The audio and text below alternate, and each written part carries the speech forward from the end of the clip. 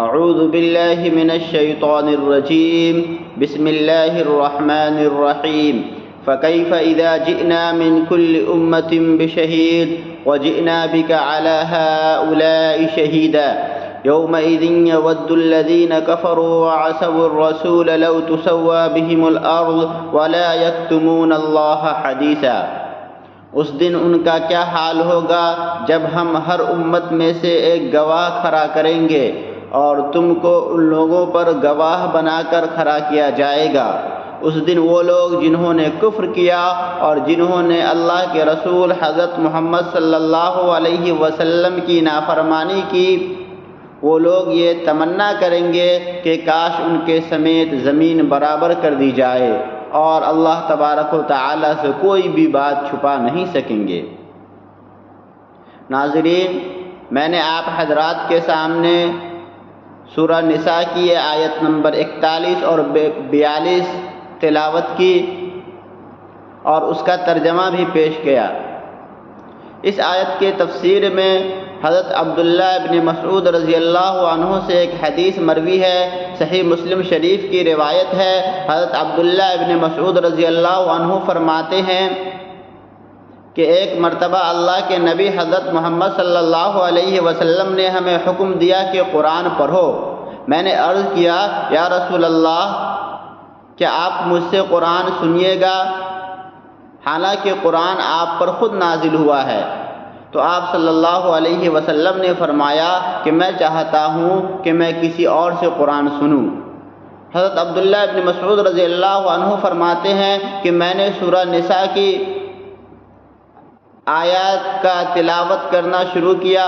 سورہ نساء کی آیت پڑھنا شروع کی، اور جب میں اس آیت پہ پہنچا فَكَيْفَ إِذَا جِئْنَا مِنْ كُلِّ أُمَّةٍ بِشَهِيدٍ وَجِئْنَا بِكَ عَلَى هَؤُلَاءِ شَهِيدًا، اور میں نے اپنی نظروں کو اوپر اٹھایا تو میں نے دیکھا کہ آپ صلی اللہ علیہ وسلم کی آنکھوں سے آنسو جاری تھے۔ ناظرین، اس دن یعنی کل قیامت کے دن یہ کفار و مشرکین لوگ اپنے نبی کو جھٹلائیں گے اور یہ کہیں گے اللہ تبارک و تعالیٰ کے سامنے کہ ہمارے پاس کوئی نبی نہیں آیا تھا، کوئی ایسا بندہ نبی کی شکل میں نہیں آیا تھا جو مجھے خدائے واحد کا پیغام دیتا، جو مجھے جنت اور جہنم کے بارے میں بتاتا۔ تو اللہ تبارک و تعالیٰ اس دن گواہ کے طور پر آپ صلی اللہ علیہ وسلم کو اور اس امت کو لا کھڑا کریں گے،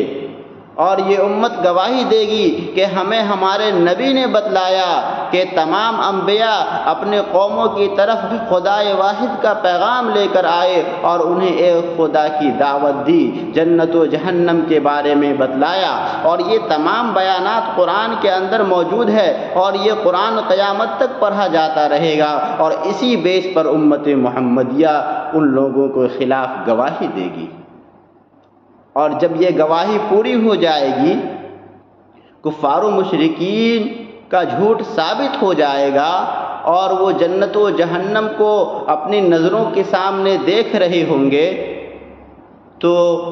اس دن وہ لوگ بہت ساری چیزوں کی تمنا کریں گے، جیسا کہ اس آیت کے اندر بھی موجود ہے اور دوسری آیت کے اندر بھی ہے، ربما یود الذین کفروا لو کانوا مسلمین۔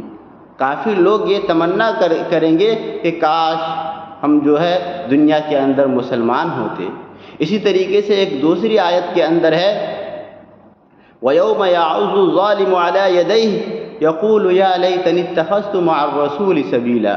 کہ اس دن ظالم لوگ، مشرک لوگ، کافر لوگ اپنے ہاتھوں سے، اپنے منہ سے اپنے ہاتھ کو کاٹیں گے اور یہ تمنا کریں گے کہ کاش میں رسول علیہ السلام کے ساتھ سیدھا راستہ اختیار کر لیا ہوتا، آج یہ دن ہمیں دیکھنا نہ پڑتا۔ اسی طریقے سے ایک دوسری آیت میں ہے، یا لیتنی کنت ترابا، اے کاش میں مٹی ہوتا کہ مجھے آج یہ جہنم میں جانا نہ پڑتا۔ ناظرین، پھر ہم ملتے ہیں